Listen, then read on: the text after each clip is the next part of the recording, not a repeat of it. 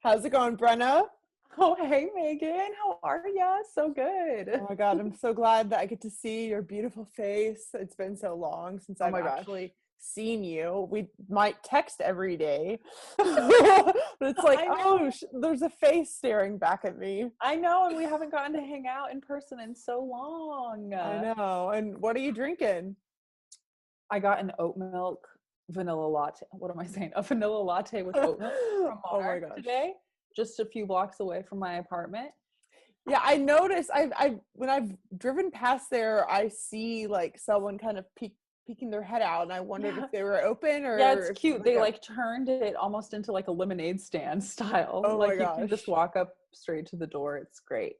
Yeah, I miss like going there. Like one of the things about coronavirus that I miss the most is going to coffee shops with you and analyzing business and life and astrology and tarot and where we're headed as humanity, you Yes. know? Oh, I love it. It's been so good whenever we get to have those dates. And so it's been making me so sad.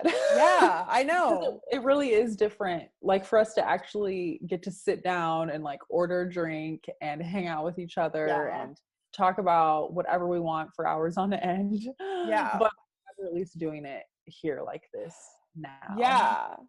Yeah. So what have you been up to lately? What have you been thinking about lately? Oh my God, so much is going on lately. My Saturn return is starting to really set in. Mhm. I've been really enjoying having all of this time where I have an excuse to not have meetings and things Mhm. other than our coffee dates, because I Yeah. always want those to happen. Yeah. Um, but I just feel like I've been doing so much deprogramming and reprogramming and getting really excited about fully stepping into creating all of my wildest dreams and actually making them happen. And I've been thinking a lot, especially about how we need to start our podcast that we've been Oh my talking about God. forever and I ever. totally do. Hmm. What if we just start it right now? Right now. Right now. What if this is the podcast? Okay, I'm in. Let's do it. This is the podcast of our dreams, just as every moment has the potential for your dreams. You're so Right. inspiring, Megan. Oh my gosh. Yeah, no, really, dude. Let's But do for it. real, this is the podcast. This is it. Okay, this is it. So This is the podcast. welcome to Hello. episode 1 of Modern Day Earthling. Yeah? Are we Oh my doing God, yes, we're doing it. This just took me back to my improv days. Oh my gosh. Amazing. Yeah, my mom visited me recently, and she was going to visit a while ago, but then with coronavirus, she couldn't and didn't. And so she finally just showed up, and she brought a little USB with all of these videos of all of my musical performances and everything all throughout the years that I hadn't even remembered really or seen in years and years. They were all like sitting on random old outdated pieces of technology that I couldn't access or watch. So yeah, I love that you say that, because I do feel like this is like tapping us into like part of our personality from when we were both younger and performing and acting and having fun. And yeah, I don't know, that makes me happy that you say that. and I want to show that more. I want to be playful. I want to just chat. I want to hang out, Yeah, exactly. So here we are. Let's do Yeah. it. So here we are. Why do you want to, like, we should talk about why we want to start this podcast and how Modern Day Earthling has come to be. Yes. So thank you guys for listening to Modern Day Earthling. This has been a long time coming for both Brenna and I, as it has been we've probably discussed this for about a year now, I believe.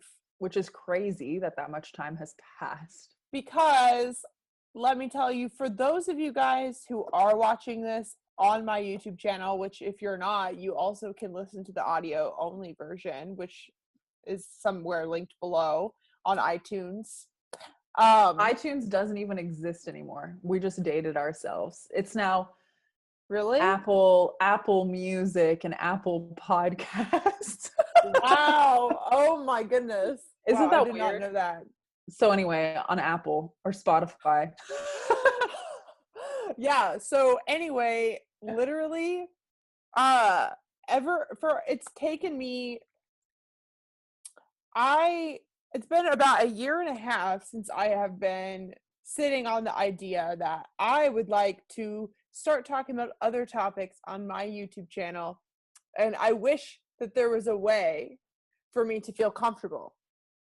And I have been into spirituality and all these other topics for so long that I pretty much, as soon as Brenna and I started to become very close, I kind of had you in my mind as a potential podcast partner for like so long that I was just thinking like, man, I actually feel really comfortable sharing a lot of my spiritual insights, like just talking back and forth with you in a way where I feel like I've been nervous for so long, like sharing other aspects of myself on my channel. Because for those What? of you who don't know me, most of what I talk about is personality typology, Carl Jung's 8 cognitive functions, the 16 types. That's just sort of been what I've talked about. Mm-hmm. May I ask, are you willing to be vulnerable with us, Megan? Absolutely. Why have you been nervous about talking about other spiritual topics outside of just cognitive type and personality? It's interesting that you asked that, because what it's bringing up for me is that from like 2012 to like kind of 2014, 2015, I was so obsessed with personality type that all I did was search things about it or go on forums or watch people talking about it. And the past 2 or 3 years, I've been talking about it because I feel comfortable in it. But I've been watching spiritual YouTubers. I've been teaching myself astrology. I've been learning other things. And it's really hard for me to feel like whenever I'm in learning mode that even though I do have lots of realizations about it, that I feel comfortable telling like you or Crystal, my other podcast co-host of Synchronic Saturdays. It's like I feel comfortable telling you that, but I don't feel comfortable stepping into this role of like, I know everything. Like, Right, I don't know, and I don't want to look like I do. Right, because sorry. you're real and you care about the information that you're spreading. Like I just relate so much. Like I'll study a topic for years and years and years and have casual conversations with it all the time, like, you know, with other people about it, my friends. But yeah, I would never want to step into a role of seeming like I'm teaching something, because I want to make sure that I have a full grasp and understanding, and I've been able to understand the topic super holistically before I ever make claims that I really understand something. And so that's something I really respect about you. And I like see eye to eye with you about that, because it's like, we never want to lead people astray. Like in all the research that I like doing too, like that's my favorite thing, is to just dive into tons of research, have all these new discoveries and realizations and connections. I always want to be really discerning about where I'm getting my information from, and I pay a lot of attention to the person who is sharing that information. Where did they get that information? And so since I care about that when I'm doing my own research, I want to be a trustworthy source of information for other people too. But I also wanted to say directly in relation to you and what you just said, is that it's so interesting and kind of cool that like, you have studied for so long that certain topic with all of the personality type, and so that you were able to step into speaking about it. But once you stepped into speaking about it, your research kind of switched to something else, And I almost feel like for you, you've gotten to this point where you've taken what you know from personality and you're ready to infuse all of these other topics into it, which is really exciting because I love when different topics intertwine and interact with each other. So it's like you have to start being able to talk about this stuff so that you can further the philosophical combo that you want to have. Yeah, and I don't know if you can relate to this, but it really helps me learn whenever I try and explain a concept like to you or to another friend, because then I know how much I know from talking about it, and then Totally. maybe I think I know something, and then you might ask a question, or someone else might, and then you can figure it out together. And that's what I love about having conversations like that. Yes, absolutely. Yeah. So before we go even more into talking about like modern day Earthling and why we're here, would you like to kind of introduce yourself a little bit? Yeah, absolutely. Let's do that. Mm-hmm. So, hello world. I am Brenna Paxton. I'm the creator of Astra Aura. I am in all sorts of things. Sometimes it's often hard for me to define who I am and what I do. First and foremost, I see myself as an artist. I'm also your guide to astral and earthly travel. And in addition to all of that, I am brand and creative strategist at a digital marketing and brand studio called Nova Solis, who just so happens to be the business that Megan and I have together. Yes. So who are you, Megan? What do you do? Yeah, so I am the brand and content strategist at Nova Solis. Brenna and I together, we really wanted to create Nova Solis to help people cultivate and communicate radical visions, because both of us have attempted to do that on our own, and we've helped each other do that. Like with Brenna, with Astra Aura, who offers so many different like psychic gifts through there. Sorry, I don't know how I didn't want to speak for you and how you. No, that's perfect. That. Thank you. And like then for me, like I've gone through this whole journey of doing YouTube and figuring out how I want to put myself out there and how I want to orient myself online. And, you know, that kind of has to do with branding. But, and then there's this whole question of how do I want to brand myself? Like we think about brands as these big companies. But nowadays, more and more people are doing that for themselves, like their personal brand. And so, yeah, so in addition to doing Nova Solis with Brenna, I also, you know, I do YouTube and podcasting regarding Carl Jung's cognitive functions and the 16 cognitive types. And yeah, really, go ahead. Sorry, I was just thinking about how when we first met each other, so we totally met each other on Facebook. Yeah. Megan, I was like sitting in my corporate office, bored out of my mind, dreaming of my projects. Bored out of my mind with the corporate work that I was putting off while dreaming of my own projects, not bored with those at all. And, you know, a notification popped up that like some group I was in that was about some mix of spirituality and business. Someone posted, and it was Megan. Is anyone here live in Kansas City, Missouri? And I think I was the only one that responded to your post, like, hi. And then what I think was so cool, honestly, it was like mind-blowing to me when I started speaking with you, because I had never met anyone that was simultaneously trying to do two businesses at once.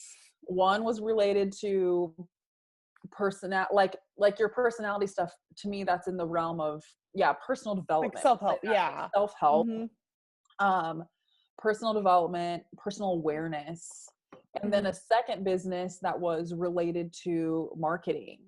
And so I was over here trying to build Astra Aura, you know, which provides personal development to people who are committed to transformation and integration.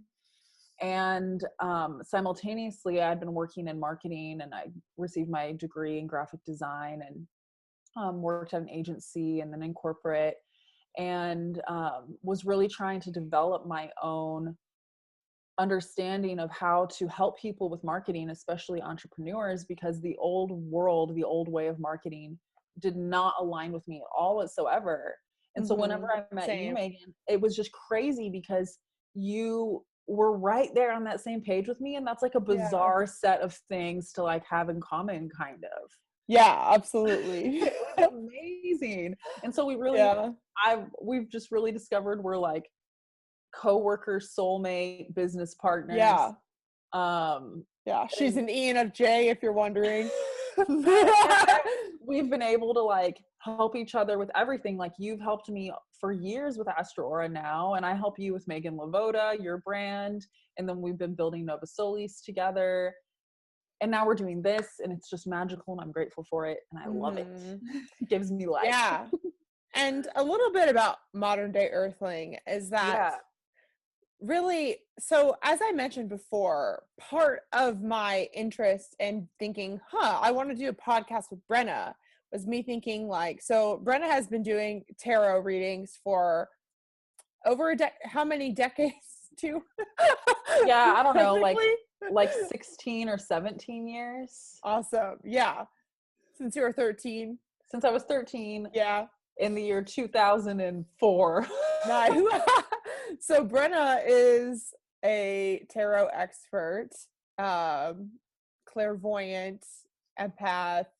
Brenna is very skilled in metaphysics and just understanding where we're going in humanity. Astral light healing, Akashic records. She knows so much, chakras, Reiki. I know you don't like to brag on yourself. So it's like I'm trying to brag on you, but without like using the wrong word. No, you're doing great. But Brenna is such an expert in a lot of these subjects, and I feel like I am starting to have more realizations about these things that I want to share, and I just wanted to do more, I guess, videos about tarot and Reiki and chakras and all of that stuff. But whenever Brenna and I first talked about like, oh, okay, what sort of podcast could we do? What could we do? In fact, I'm pretty sure us talking about the podcast is kind of what made Nova Solis even a thing.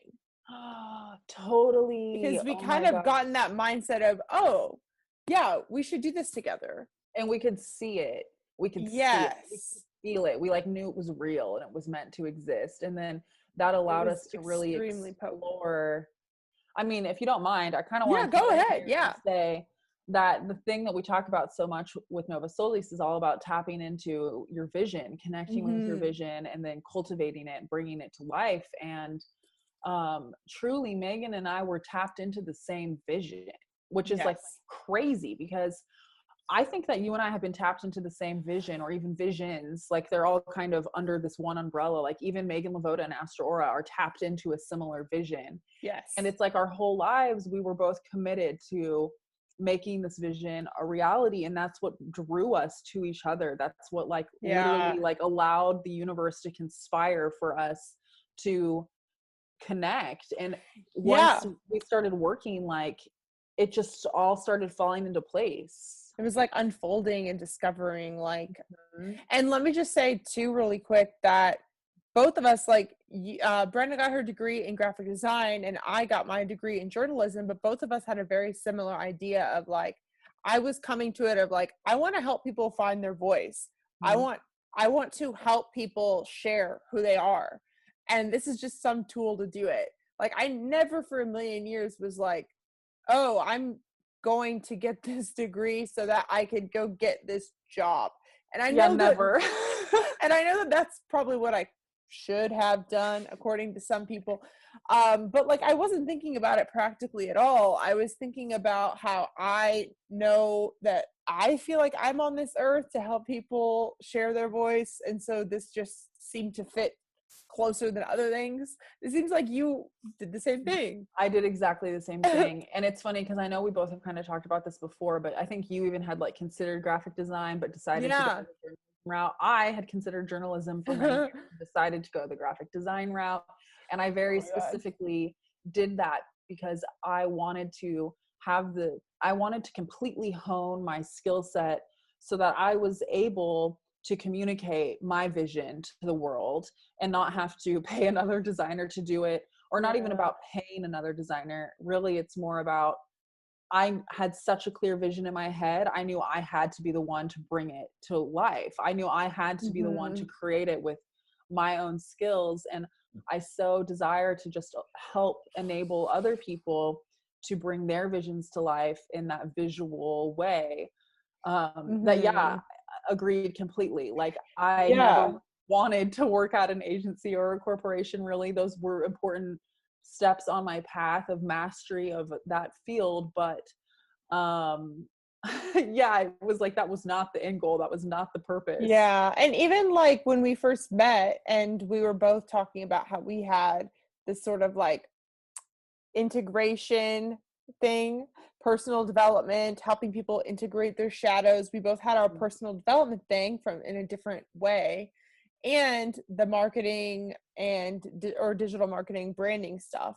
For me, it was always, I feel called to share my gifts, and I'm using branding and digital marketing as a way to get there, and I might as well offer the skill to others who are also trying to put themselves out there. It was never like, oh, I'm trying to be this great like marketing person. No. And like what you said too, it wasn't about us only using it for ourselves either. Like, we both just said that we did it so that we could be entrepreneurs, kind of, but also it also always was like, I want to help other people get their important messages out into the world. That's all I care about.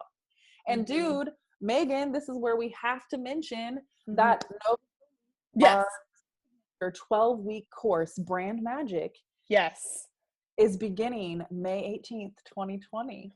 Yes, so that's a 12-week course, and there are 6 modules in it, and the entire course is dedicated on helping anyone, if you have a radical vision that you want to actually make tangible, whether you're wanting to start a podcast or a YouTube channel, or you have a business idea, the whole creation process is the same. No matter what you're creating, you'll have to face the same sort of spiritual, mental, emotional, physical barriers, no matter what it is. And Brenna is so skilled at helping people figure out emotional barriers in particular. And Megan is so skilled at helping people see through the illusions that they've been operating within. I would be nowhere without Megan at this point. She's helped me just like blammo through all of these blocks.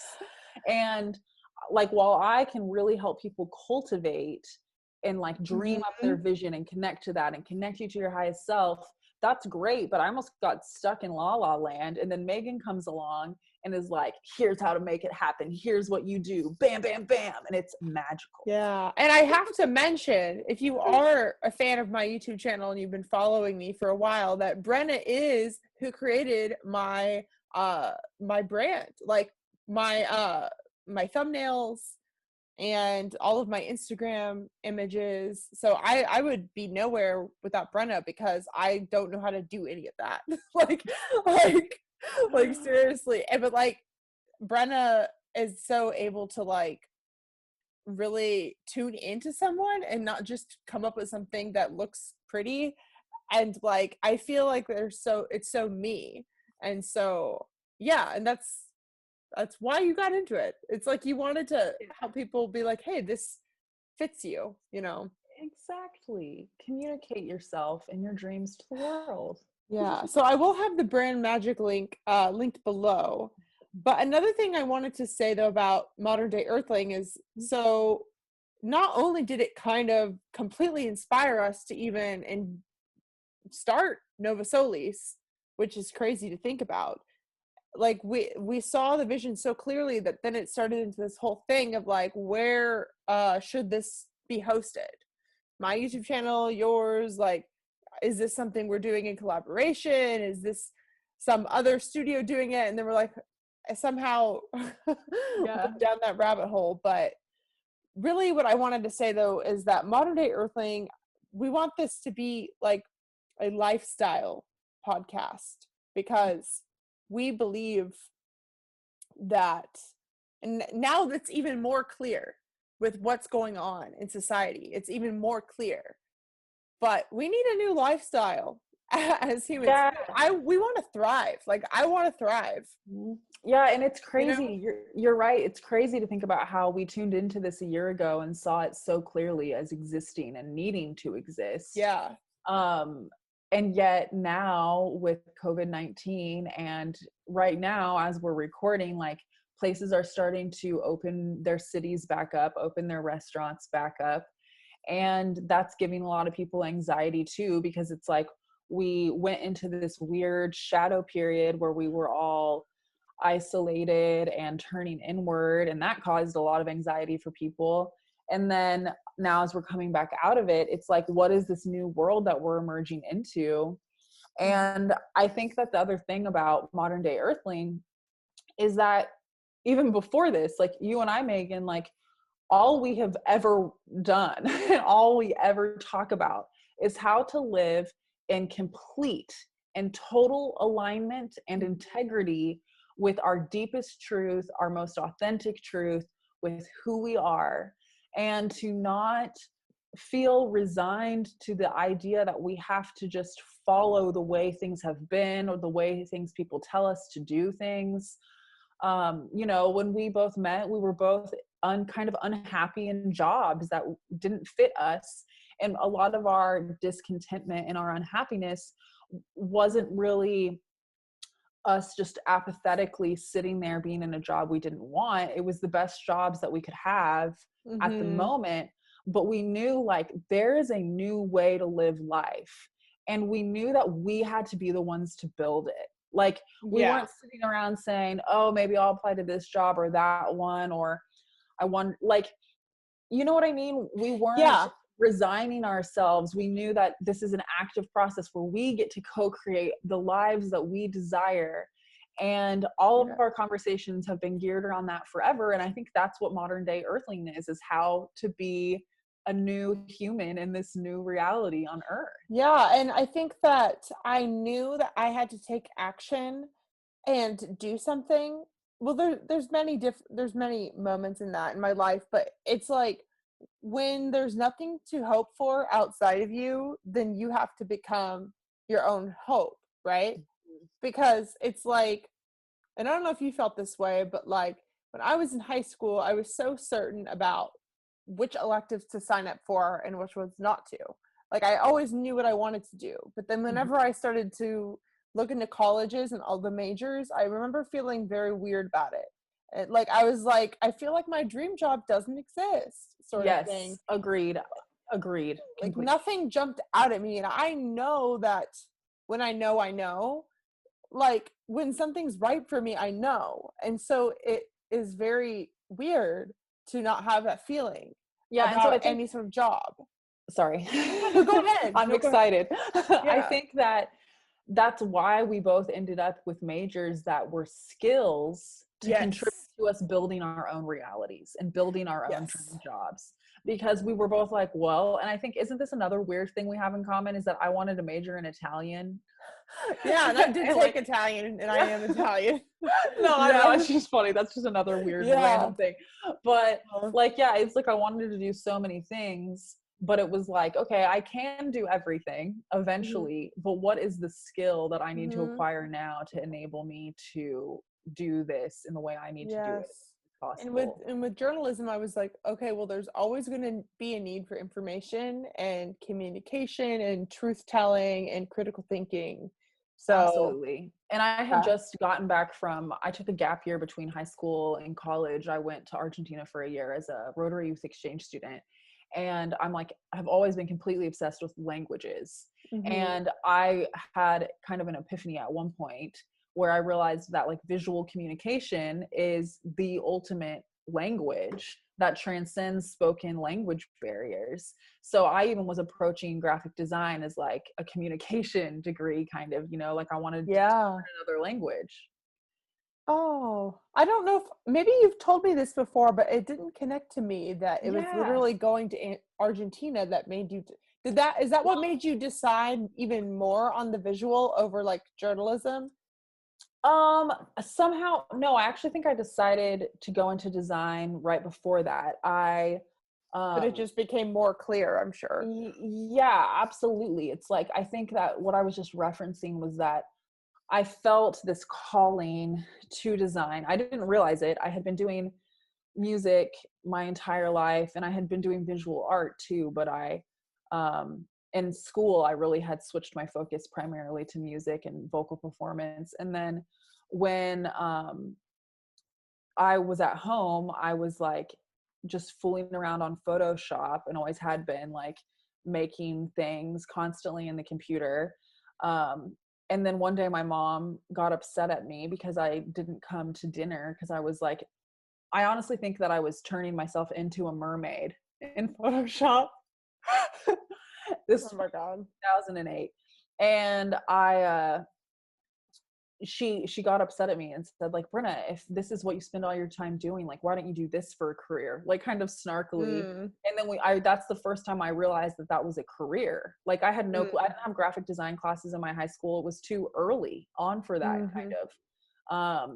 So it's like, I knew I wanted to do design, but not until I was in Argentina learning a language through immersion and having to, like, play charades with people and draw things, did I start kind of comprehending how, oh my God, like, this visual communication is truly a language that expands outward and, like, beyond all of the languages we learn to speak with.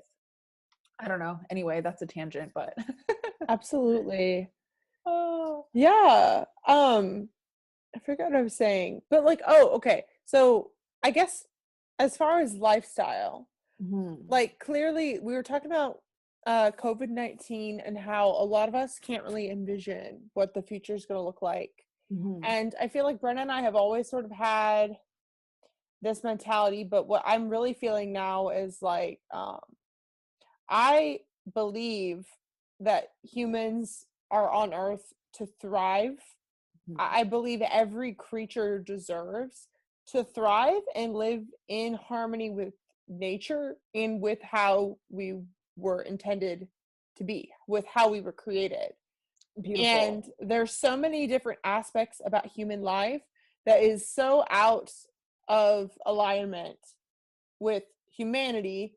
And I think as ENFJs, we both realize this whenever our emotions come up. And I think a lot of ENFJs, if you're listening and you are an ENFJ, you might feel like you have been told that you are over dramatic, over emotional, and that you don't know how to just suck it up and deal with it. Well, the reality that I've been realizing that I want to share is that I think for me, I always was that way because there was a certain stubbornness, a certain independent nature in me that always wanted to live my truth. That's the inferior TI in us. There, when we realize it, it's like, no, I am reacting this way because it is not in alignment with humanity. I want to thrive, and humans should thrive. And that's not selfish of me to want to thrive. I mean, I'm also, if you're into astrology, I'm a Leo sun with an Aries moon. And so I think a lot of the projection that I would get onto me with this is that I was being a diva, or that I don't know, that I feel like I've been seen as like this dramatic diva, and maybe I can be, but the reality is it's not about me. It's not, like, it's about us. Yes, and some people get so caught up on thinking that people are all self-focused only, that it's hard to see how a lot of our fire for, or like the passion for wanting to be able to thrive, expands so far beyond us, because we want all of humanity to thrive. Yeah, and I think with that too, it doesn't make any sense to me why we are making the choice to not thrive. It's so true. Dude, can I also mention that, like, I love what you just said about how humans are you know, so out of alignment with our truest nature. And I think something that I really want to add to that is how divine humans are. And humans are Earth. Humans are a part of Earth. The dialogue keeps being that humans are destroying Earth. Well, we're destroying ourselves. And it's the fact that we are in this illusion of duality to such an extent that we see ourselves as separate from Earth is why we're destroying Earth. Because we're not caring for Earth as though it is our home, as though it is us, as though we are Earthlings. And to add to that, I love that you just mentioned that you're a Leo sun, Aries moon, because I'm a Pisces sun, Cancer moon. So very opposite. And I think that I have spent so much of my life, and I think we should actually get into this further in a second, but I've spent so much of my life being in the clouds and in this dream world and being like in tune with my emotions and my intuition and spirituality, that I was so focused on the cosmic nature of myself and my starseed origins and all of these things that I really undermined or made Earth seem inferior to my cosmic nature. And as I matured and got older and wiser, which, you know, is an ongoing path, I'll always be getting more mature and more wise, never ending. But what is a really pivotal thing that I had to understand was the fact that if I'm constantly focused on what's up here and my spirituality up here, then I'm never going to be an embodied, powerful, integrated human on Earth. And if I'm so attuned to being from Venus and Andromeda, well, then Earth is another freaking awesome planet that's floating in the cosmos. And it is an honor and a privilege to be incarnated on Earth. And it's like a huge deal that I'm also an Earthling. That is epic. It's amazing. And I think that the more, like, especially the spiritual community can so trap themselves in trying to disown being from Earth or being an Earth. And when you do that, you cut yourself off entirely from your power or your ability to create change on Earth, because it's like you've decided that you're not invested in Earth. You don't care. You're like trying to dip out and just chill out in outer space. It's very stuck up, and I don't know if people realize it. It's like it is.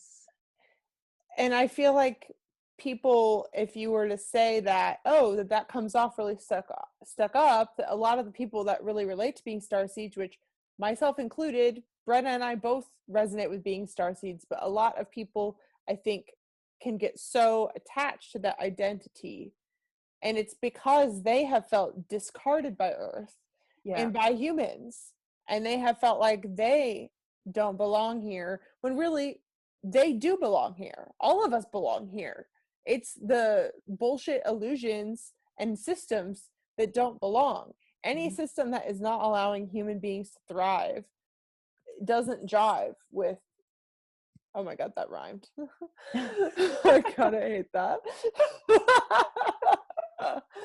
I'm kind of feeling like I did have a topic that I wanted us to talk about today, but I'm kind of feeling like we could just discuss what it means to be a modern day Earthling for like this episode, because there's so much that we could say here and about like our journeys.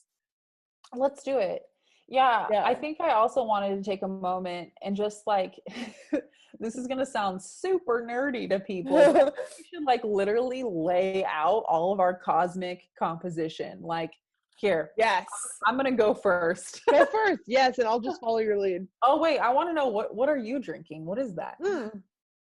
This is just iced coffee, but it's not cold brew. I wish it was.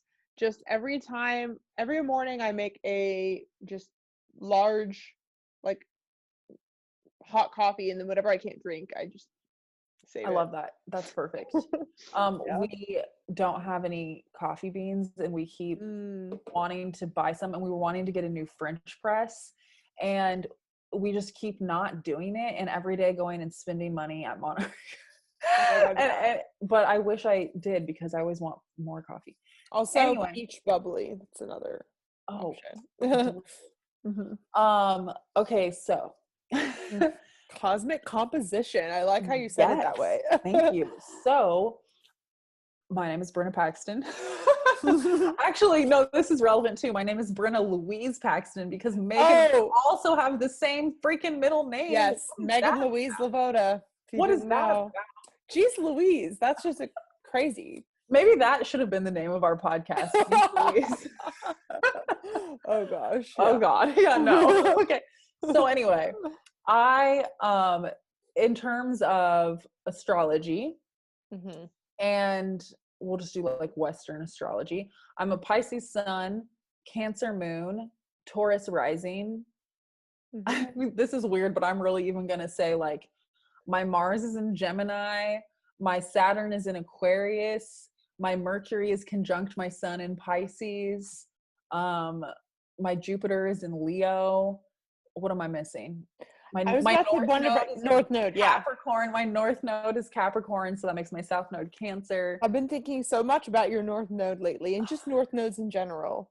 Yes, I know, right? It's so fascinating. It didn't occur to me though last year or the year before, whenever the nodes were in Capricorn and Cancer, that was impacting you the whole time.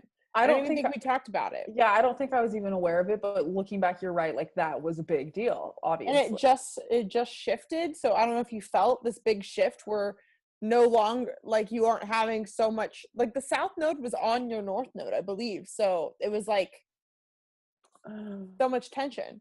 No wonder. That explains some things. Yeah, totally. And I can feel that shift, especially now that Saturn just went into Aquarius. Now it's going back retrograde. I'm feeling all the things. Yes. Okay. So then also in terms of human design, I'm a projector, a 1/4 projector with an emotional authority. By the way, I just want to say that we can do episodes on all these sorts of things. If you have any questions, we're going to do our best to sort of clarify things so you can at least Google it. But if you have any questions, let us know, because we'd love to chat about it. Yes. And I think that's what we want this to be, is just like a fun conversation amongst friends. Yeah. Like, we want to invite the world into our conversations. These are the conversations we have every day. And, like, nonstop. It's kind of ridiculous. Yeah. I think our partners are both relieved that we can talk to each other. And Crystal, of course. Crystal is a big part of this too. But we should totally do episodes about all these different things, and anyone having any questions, like, I want to know what those questions are so we can have those conversations. Yeah, definitely. But yeah, so in human design, I'm a 1/4 projector with emotional authority. Megan already mentioned I'm an ENFJ. An Enneagram, I finally decided that I'm a 4-wing 3. Before we thought I was a 3-wing 4, but you guys, I think I'm a 4-wing 3.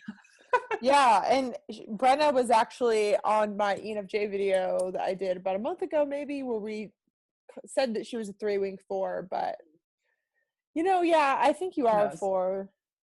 Like, yeah, and it's like, I feel like some of the shifts I've gone through recently have like cleared some shit out so that we could see myself more clearly. And I think that made it, it's almost like I was leaning to this 3, maybe because of some programming or something, when really I was kind of disowning my 4. And that's why I was thinking my 4 was the wing, but then I whatever. Yeah. And to be honest, like, you guys, I don't make that many videos about Enneagram, even though I've known about Enneagram for so long.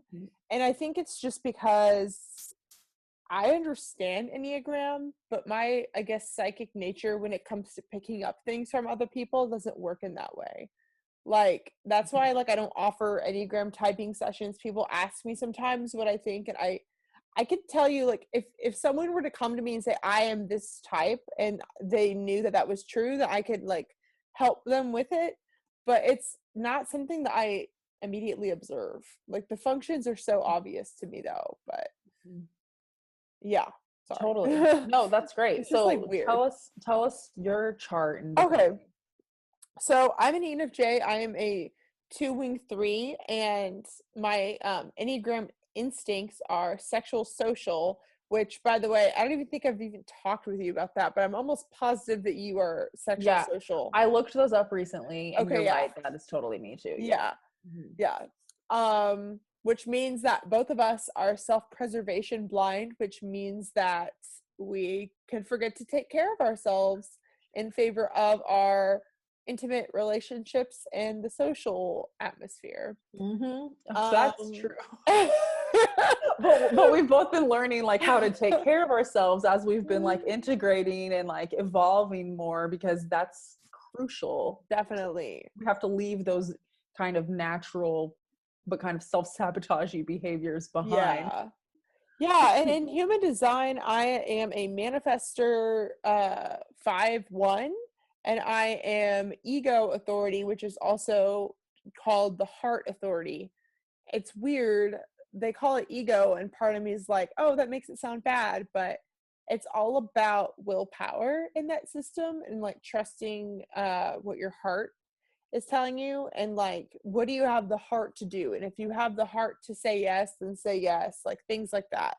um and I'm a Leo sun, Aries moon. My Aries moon's in the 10th house. I'm a Cancer rising. My Cancer Mercury is completely conjunct my ascendant. I'm also a Gemini Mars, like Brenna. I am a Scorpio south, or Scorpio north node. And Where's your Saturn? oh, Saturn and Pisces. Oh, Oh, and shoes. Shoes. I said shoes because I wanted to say we're shoes in and Venus. shoot at the same time. Yeah, I never said Venus. that my Venus is an Aries. Oh yeah. Where's your You forgot Venus? about Venus. Venus and Virgo. Oh yeah. So yeah, next to my Chiron. Yeah.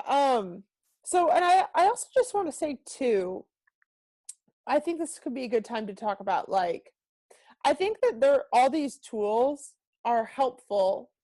And when it comes to, okay, the modern day Earthling knows who they are and knows how to live in alignment with that. And these tools are not distractions. These tools are there to help you actually live in alignment with yourself and take full responsibility for yourself.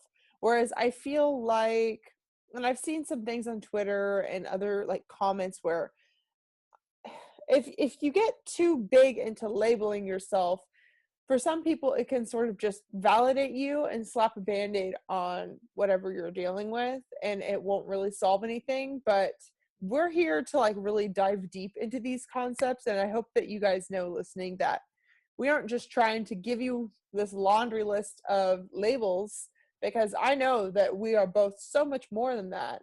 But it also is so helpful in just seeing a snapshot of someone, in my opinion. Yeah, I really feel like, I'm so glad you're saying this because I Mm-hmm. agree. People can really use these things almost as a scapegoat for blaming Mm-hmm. their problems with themselves. Like if there's something that they have a really bad habit of doing, Mm-hmm. or like a way that they interact with people that's maybe not very healthy or evolved or mature, then you can say like, oh, well, it's because my Venus is in Aries, so I'm allowed to be selfish. Mm-hmm. No, like I do not see these things that way. Like, Mm-hmm. especially when you consider, and I think the reason we're like you said, kind of laundry listing like all of these things, Mm-hmm. is that there are so many layers of different perspectives of ways in which you can view yourself. And like, we were just talking about the placements of all of our planets in our astrological charts, but if I look at sidereal astrology, some of those change slightly. And Mm-hmm. who knows if I'm a 4-wing 3 or a 3-wing 4? Does it really matter? Not Mm-hmm. really, because what matters more to me is the question and the self-inquiry of, why could I be a 4 versus a 3? It's a way of developing and cultivating self-awareness. And so I see each of these systems and tools as, I'm always going to talk about portals, little portals through which you can view your life from a different perspective. And that's how I view tarot also, like, and other spiritual tools, where the purpose of them is not to tell your future, not to tell you who you are, not to prescribe anything to you specifically. It's to give you another perspective through which to see yourself so that you can cultivate an even deeper sense of self-awareness and self-understanding. So I think that's why we love these. Yeah. I was actually about to ask you how you think that the way that we view these labels can relate in a way to tarot, because when you were saying, oh, you're looking at them as a way of reflection, it kind of reminded me of how I've heard it described that you shouldn't be using tarot to read your future. So how do you see that? Because I know, were you lumping that in as far as one of the tools? Yeah, totally. No, that's a great question. I did just kind of answer that, but yeah, to elaborate on that more, I would say that, okay, tarot is especially good. I think of tarot as the collective archetypes. So the tarot is the collective story. And because of that, every single human will relate to every single card in the tarot. You might not always, because what's magical and trippy and crazy about tarot is that you kind of need to like go through life to even learn what each of the cards is. Like you could attempt to memorize numerologically the progression of things. I mean, and that's what I've done too. Like, yes, you can have this kind of more base level knowledge, we'll say knowledge maybe, of what these cards could represent, but to have a true like personal heart-centered understanding of experiencing what each of the cards is, you kind of have to live that situation out. And so I really feel that every card is relevant to every single human. And because that's why tarot readings can be so profound, because it kind of doesn't matter what cards you draw. Like, honestly, like it's not, people can get really intense about like, oh my God, like this card just came out. Well, like, I mean, I'm like that too. We're like that. We'll freak out when certain cards appear because we have an affinity with them or we like really know the meaning of them. But any card can come out and it can be a successful reading for anyone, because it's all just about the conversation of what is the tarot telling you or showing you to ask about yourself in your life. Each card is almost like a question, a way of pondering this topic that you're grappling with or something. And so I guess I think that every person, every being has complete free will, and the future is constantly changing. And actually, that's funny that you're asking me that, right? Because yeah, we've been talking a lot lately about how my whole thing is that I can like tune into like every possible timeline, and I like can like scan almost like a radio, like all of the timeline options. And then you do get to choose like which timeline you're going down to a certain extent, because we co-create with the collective, and the collective also has to be in agreement kind of to allowing that timeline to occur, to unfold. But so because of that, it's like I'm not using tarot to decide what my future should be. I'm using tarot to look into myself, to understand myself better and the decisions that I want to make in order to co-create my future reality. Does that answer the question? Yeah, definitely. Yeah. And another thing I was just thinking of that I want to discuss, and some of these I'm more sure of than others, but I just wanted to say that, so if tarot is these collective archetypes, then we can think about like your personality, or all these different personality labels, as like a more personal archetype, whereas Enneagram, I just want to say it is heart-centered. Your Enneagram is like this core emotional wound or this emotional motivation, whereas your MBTI type, or your 16 personality types, anything that's based on Carl Jung's cognitive functions, this is the mind. This is how your mind works, how your mind functions. It exists in the mental body. Whereas in human design, it talks about it as your aura type. But then I wanted to ask you what you think about this. I was thinking about astrology, And what came to mind was like spirit or Holy Spirit or essence. What do you think about that? Or is it more of like soul? Or do you know like how you would describe that? Because Hmm. as far as astrology for me, I am a lot more familiar with looking at astrology from a personality perspective. I'm not as familiar with like transits and stuff, but there's so much more to astrology than personality, like natal chart astrology. But Yeah, absolutely. And, I don't consider myself an astrology expert either. I've been studying mhm, Hellenistic astrology for the past, I don't know, 6 years, seven, I don't know.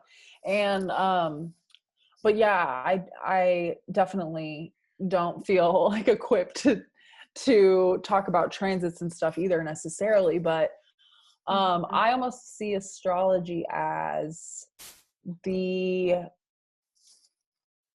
I see it kind of cosmically also of like mhm. what your soul chose, Yeah. what energy your soul chose to incarnate with. Like almost like Mhm, if you, okay, this is a weird example that's just coming through right now. I don't know mhm. where this is coming from, but I was seeing like a football game and Mhm. if you're like choosing your play, like if you could choose the play, like Oh what yeah. play or like who's going to be where, like how, like you don't really have control over a ton of your life, it's like this back and forth of flowing with things and taking responsibility and having control over yourself in a certain way, Yeah. but you don't really like choose where you're born or who you're like born, what family you're born into. But you could say that on a cosmic level, your soul does choose that. And if you do believe that, and if your soul does choose where and when to incarnate, then it's almost like you're picking out the playbook of like at what moment should you be born with what energies around and influencing you in order to best serve your mission of that lifetime, kind of like to Yeah. set you up for what you need to learn, for how you would interact with people, how you'd be influenced by things like that. I think it's a really good way of looking at it. And yeah, because it does sort of have to do with like the essence and the energy around. And I also, since you said that you just saw that, I also wanted to discuss briefly so our psychic gifts, or the way that that Yes, shows up, because that's good kind of idea. another layer of how humans work as Mm-hmm. well.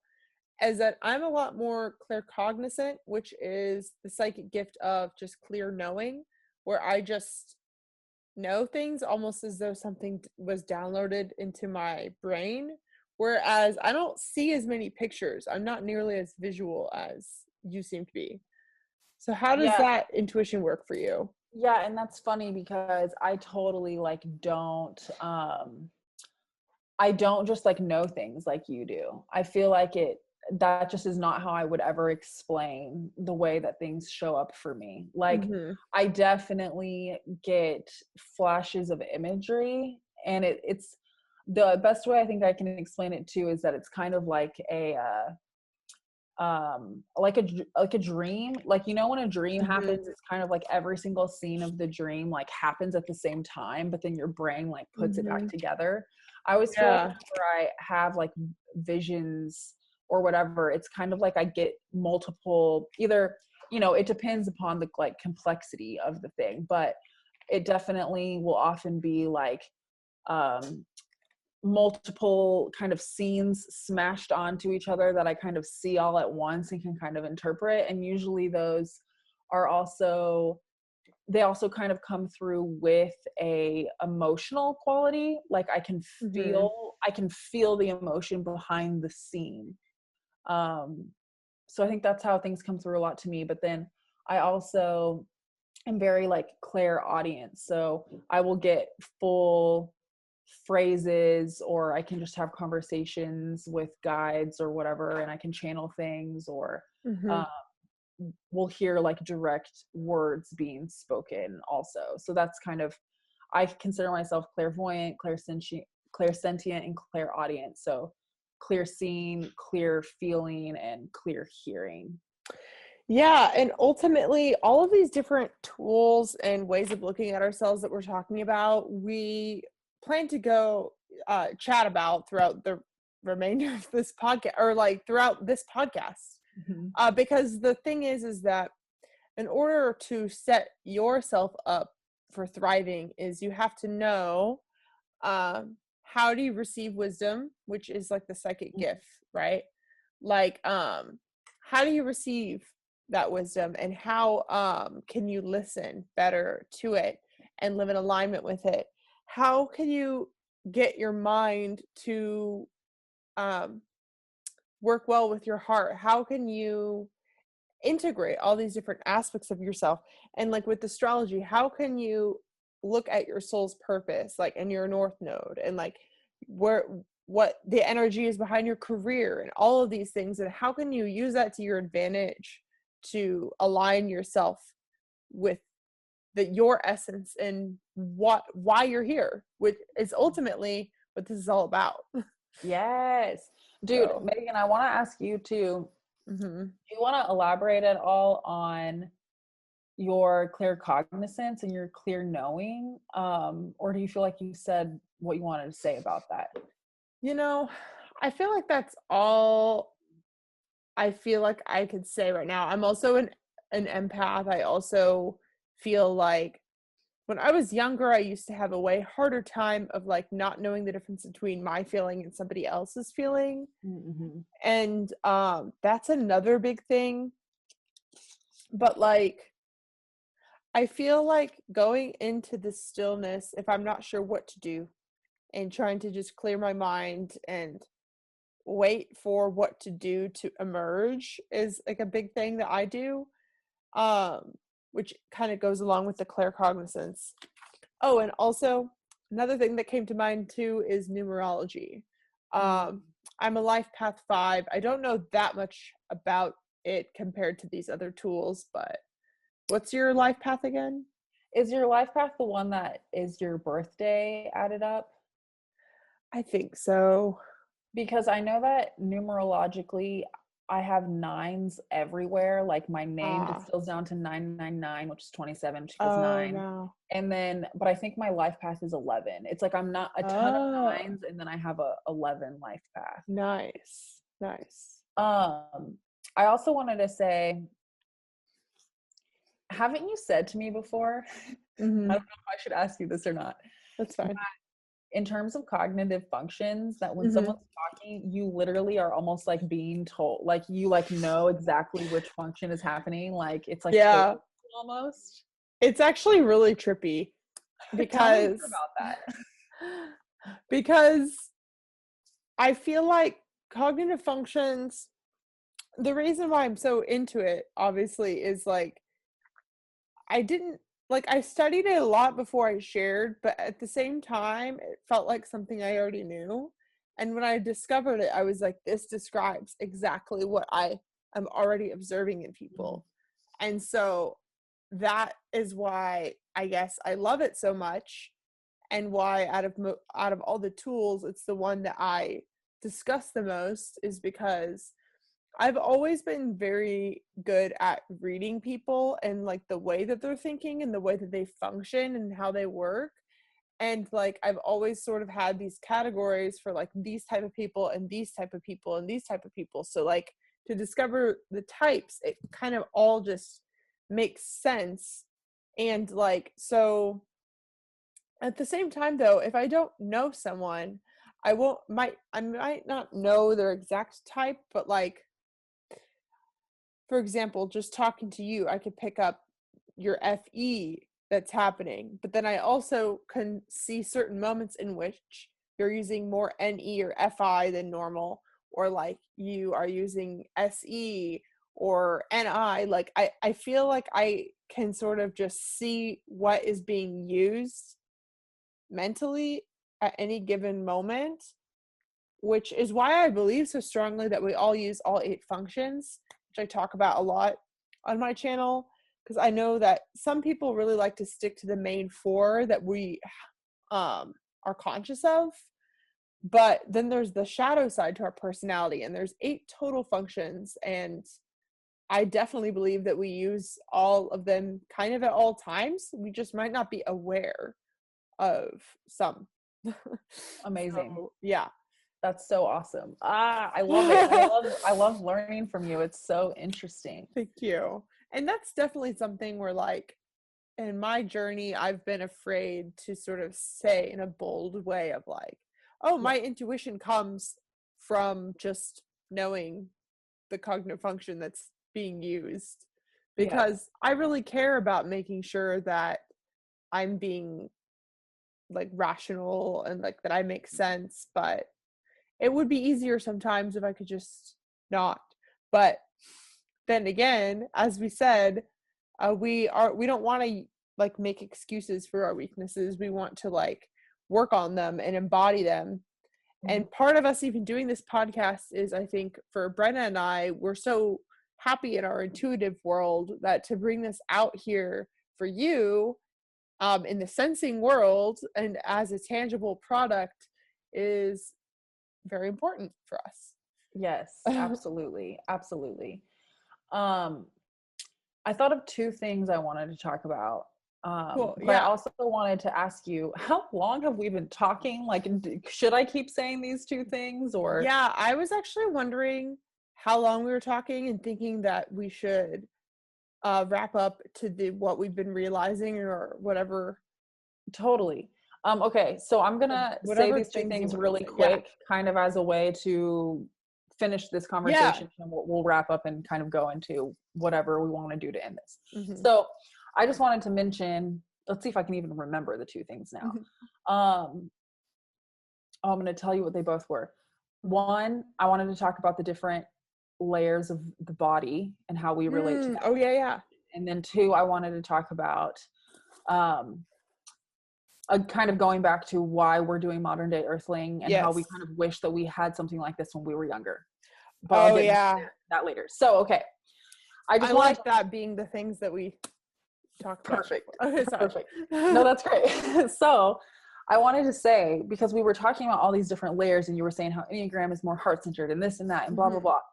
And I think it's just so interesting that how we mentioned at the beginning of this, that you and I have always been tuned into the same vision throughout our whole lives, and that it kind of like brought us to each other. And part of that also, separate from Nova Solis as a vision, is the path and process of integration. And that is something that you and I have been so honed in on. And like all of Astro Aura is about integrating, but I didn't even know about the cognitive types until I started talking to you and like learning from you about them. Let me just say something really quick, as it just occurred to me. Obviously, this is so obvious that the reason why I don't know people's Enneagrams instantly, because that's not where my psychic gifts come. I understand it logically, but because I'm so claircognizant, that it makes sense that the cognitive types are in the mental body. And so that's why, that's what I'm picking up on. Yes. So that's perfect. And so it's funny because as you said that, I was like, oh, I need to look into the Enneagram more because my psychic gifts are in the emotional body. That is exactly what I was wanting to say, is that I want to explain to people really quickly that essentially the way things work is that there's source consciousness, the highest level of light energy, of energy. And we all emanate down from that. Like if you think of that as a sun or a star or something, right? This bright entity that gives off light rays, we'll say, then it's like each person is a ray of light coming from that. So we all come from the same stuff, but there is kind of our own nature that extends down from source energy. And then as that energy trickles down, it encounters this point where the mental body begins, and that's where the illusion of duality occurs. So this is where you start to see like an individual person and their makeup, because it's like now where duality is kind of formed. And so then you get into each of these levels of your body, And so the subtle bodies, the energetic bodies out here, it starts with the mental body. And so your brain and kind of that, brain, it's hard to correlate things exactly, right? But the mental body is where almost like your personality as a separate entity, like, so not even personality is the right word, but like your identity as a separate entity, separate from the oneness of the collective, is where that begins. So it's like the mental body, and then it I was also thinking about that too, as far as how it begins. I think that thoughts create reality, so it's almost like this incubator for your reality in a way. And I like that because it's also like intention is thought and energy and like concept, and that's what creates anything. Exactly. I love that. Yeah. So it goes through your mental body and then into your emotional body, which is also called the astral body. And then there's the etheric body, which is like kind of the bridge between the subtle bodies being energetic coming into your physical body.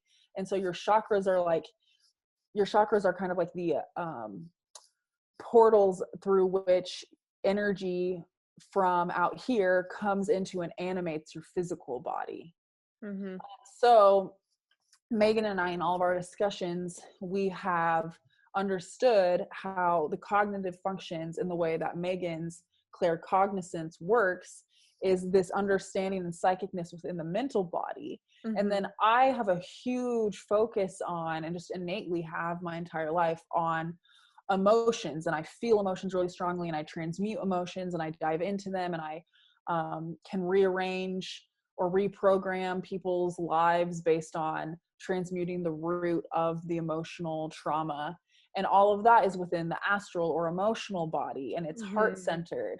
So that's what's so interesting, is that I've been fully focused on integrating myself my entire life, but I came at it with this heart-centered emotional body approach, and I channel everything. So all of my learnings about integration, yes, I've done a lot of studying and reading, but primarily in like the studying that I trust is what I receive directly from source.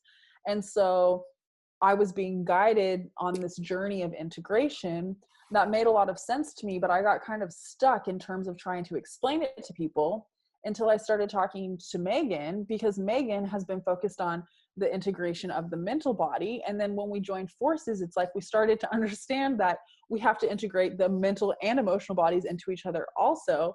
So it's like this crazy magic, because it's like you're hyper focused on how to integrate within the mental body. I'm hyper focused on integrating within the emotional body. And then when we come together, we can talk about integrating the mental and the emotional bodies as one. Yes. And maybe we'll get her on the show at some point, but Crystal told me today she's fairly positive that she is a connector between the mental and emotional, which is interesting. I love that. I feel like what I want you guys to know too, I don't want you to be intimidated by all of this that we know, because I want you to know and be inspired by the fact that each one of you works so differently. Like Brenna and I are both ENFJs, but there's still so many different layers of our differences, not to mention our experiences, our thoughts, our desires, all of that. It's so different. But and I want to add too that people might be wondering, like, well, Meghan, if you are a feeler in the MBTI, then how come you are working in the mental body and all that? I just want to remind you that each of the 8 cognitive functions are cognitive. They exist on the mental sphere, and extroverted feeling is a mental function that is focused on creating win-win scenarios, but it's through the mind still. It is still a way of thinking about something. And so, as you can see, Brenna and I are working in different realms, but we're still using FE to get there. We're still trying to create bonds and create harmony and establish these sort of rapport between groups and between individuals. And so the mental body is just as important as any other body. And I don't really like how the spiritual community makes the mind, they make the mind into the enemy, when the mind is what is actually creating these realities. Where, as Brenna was saying, that the way that you think about integration is through sort of transforming the emotional realm. I so just a little brief thing on that is that Brenna is also taking it from the traditionally feminine approach of love, where I'm taking it from the traditionally masculine approach of light, our integration, that is. Whereas for me, I feel like the way that I think about integrating is all about understanding. And then when you understand, that's when you could prevent pain from ever happening. Where I don't have the sort of psychic gift that transmutes pain and transforms pain in the same way. Totally. But you know what I think is interesting? Mm-hmm. I've been wanting to talk to you about this lately. Yeah. Is that we really both do both. I agree that it's like we both are stronger and the other one comes more Yeah, you're naturally right. to us. Maybe But that's I just think, like what we're supposed to be teaching or something. And that's yeah, totally. And I just think that it's what we do more naturally, but because we both have spent our whole lives on this crazy path where we're fully committed to self-actualization and integration and deprogramming and healing ourselves, we also have both encountered and learned how to develop the other half of that. So while it's most natural for me to feel my emotions so deeply that I can transmute them, I also will often incorporate understanding and wisdom in order to transform things that way. And so that's like what you do most often. But like, mm-hmm. even just the other day, you were telling me about something where you Yeah. absolutely did this emotional transmutation on yourself. Yeah, And you're so right. we both do those. I just think that your gifts and your strongest suit is one and mine's the other. Mm-hmm. Yeah, And definitely. dude, I also wanted to say that I I so appreciate, I've always appreciated this, that you talk about how we have to integrate the ego and like make the ego and the mind our friend, because you're right. Like, being a bigger part of the spiritual community myself, rather than knowing about personality or whatever, that has always been an issue, is that like casting off your ego. I think it relates back to denying being a human too, and like human nature, and like Mm-hmm. just villainizing a part of ourselves. And if you do that, then we're fragmenting it off, and then that means that Mm-hmm. we're not integrated, and that's not helpful. So I love that you have this great perspective and understanding on that. And going with that is just the note I wanted to mention of so many things to say. Mm-hmm. uh, um, the fact that the mental and the emotional body, thoughts and emotions, are fully connected. Like, thoughts Mm-hmm. create emotions, emotions create thoughts. They Mm-hmm. go back and forth between each other. And it isn't such a black and white gray line where it's like you're either in the mental body or in the emotional body. It really is like this rainbow spectrum that, All layers. yeah, layers that blends into each other. And I think it's a lot about kind of maybe our approach and our perception of it, so that we can understand it to better utilize these tools. But ultimately, we're also just kind of like doing whatever. And then, like, after the fact, trying to explain to ourselves what it is that we're doing, or like being shown or told or know to do as our like Yeah. inherent, I don't know. Also, I just want to say too that when you're talking about fragmenting, I believe in oneness, and that's why I'm here, is to not just integrate me, but I believe that we are all one, and I want to live by the law of one, which we could talk more about in other episodes.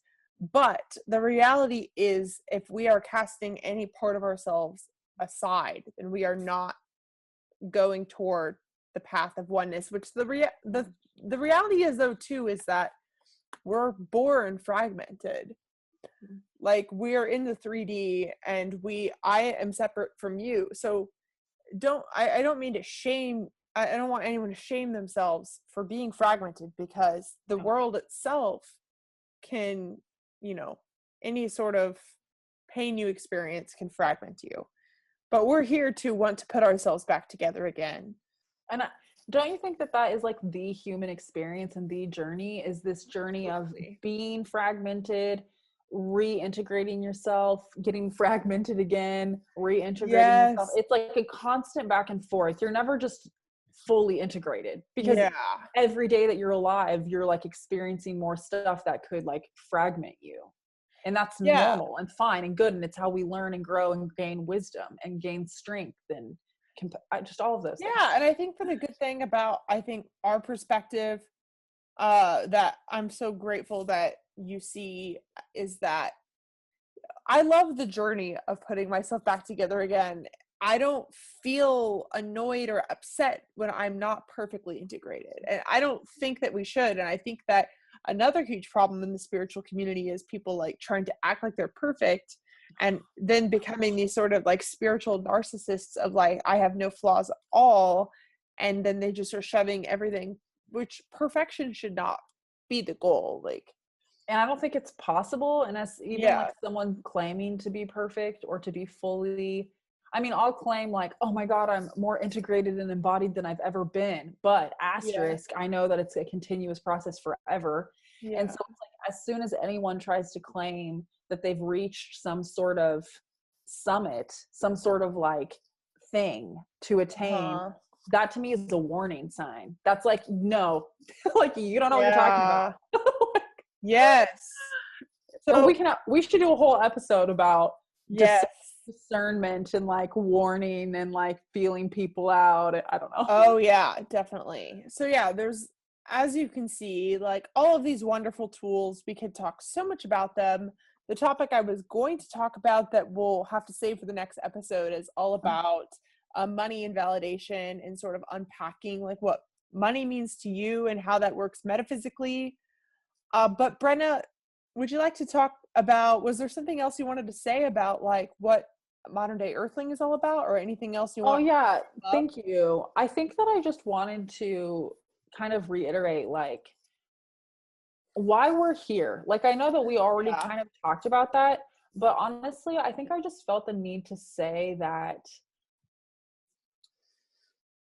we, like you just said, my favorite thing is the journey. I Yeah. love being a human. I love the human experience. And I love being a cosmic divine being also. And I love the magic of discovering new things about myself, about others, about the world, about the cosmos. And I know that you love that too, because that's all we ever want to talk about. And I've known that this has been my interest my entire lifetime. Like, Yeah. this is what I've been wanting to talk about forever. And it's what I've been researching forever. And I guess I just feel like when I was young, these topics were not mainstream. It was very risky for me to talk about these things Hmm. to people. I was seen as very strange, very out there. I especially grew up in a Christian religious area, community where these things were very looked down upon. And I used to carry that as a wound that I think I've really healed a lot um, within the past years. And so now that I've healed that, I think I just so desire to be there for people who want to have these conversations, because Yeah. all I'm ever trying to do is find more people contributing to these conversations and Hmm. delving into it more.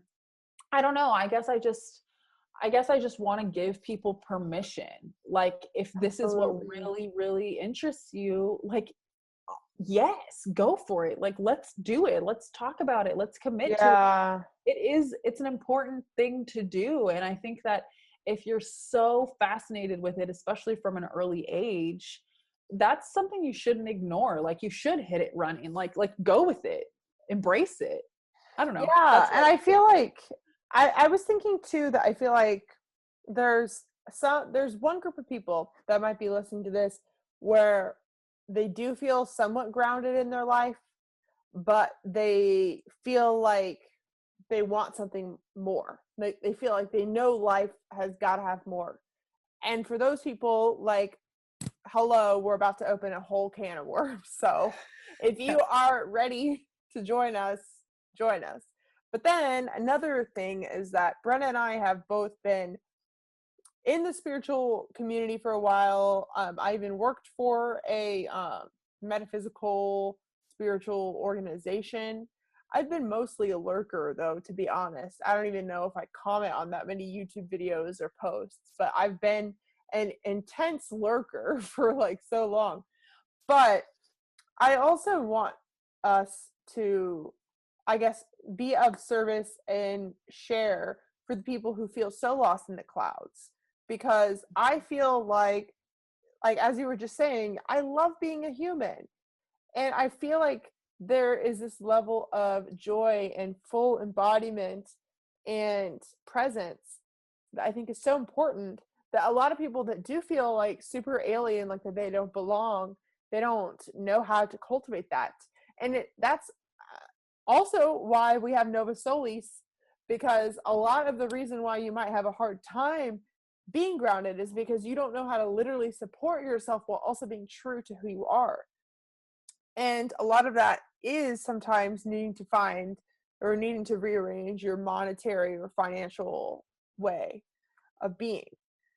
But yeah, we do want to help people be grounded too, and not just because there's a lot of people out there that are so I'm reminded of the phrase of they're so open-minded that their brain fell out. Yes. You know, Yep, literally lost in the clouds. and we don't want to be that. And we can have empathy for that and we can understand that, but there's a lot of misinformation out there. Yeah, there is. And I think I also just want to say that, like, I've been there. Like, I used to hate being a human and I used to really resent it. And I know we've even like recently had conversations about different aspects of that. And so it's like, I do think that we are well positioned to speak to both sides of it, because it's like we've had to learn how to live on earth while also be this divine cosmic being. And there is beauty in both aspects. And again, it's about integrating the two aspects, and it's about balancing them, and being too one way or the other is just not as helpful or powerful as it could be for each person. Yeah, and that's why, like, with Nova Solis, we really, a lot of people have these radical visions that they don't know how to make happen. They don't know how to embody it or make it real. And a lot of those people, if you don't make it real, then you're just going to spend your whole life feeling like trapped, like the vision in your head is just teasing you or tempting you. And you are going to want to be in the real world, because the real world is not your world. Your world is up here. And so that's the challenge, is how do you make this out here? Yes. And, and that's part of it, is that for so long, so many people have been in counterculture or in just like the outskirts of society, because they've had nowhere to belong, because it's almost like so many people have been living like double lives of like, oh, I am this spiritual person over here, but I also work this job or something. And like, I know what something Brenna and I talk about a lot too is like, it's starting to feel really hard to do anything halfway. Like, I'm feeling so kicked into gear. Like, it's like not possible anymore. It really does not. We're finally doing this. It's not possible anymore. Oh yeah, no. And I think that we both really want to empower people to take their power and realize that they can create their world now. Yes, and I think something you and I have been talking about lately is how I used to shame myself a lot for my dreams not being real yet. And I would say, like, why has it taken me so long? Well, honestly, there was stuff going on in the collective that needed to get to a certain point to make it be the fertile ground for where it is time for me to be able to actually manifest my dreams into a physical reality. And when I say manifest, I mean build them. I'm not just saying that as like they're going to randomly appear. No, I have to build them in order to harness the power of the magician and like bring the cosmic down onto earth. And so it's literally time for that now. And people can do that now. Yes. Before it was really still difficult to, I think, but now is like the time. It's just such an intense transformation that is happening within all of us and outside of us, and we're each like a microcosm for everything that's happening in the collective, everything that's happening in the divine, whatever way you want to look at it. And yeah, really, like with this podcast, like we're here for you. We're gonna share what we are thinking about and our realizations, and we're also here for any questions that you guys have.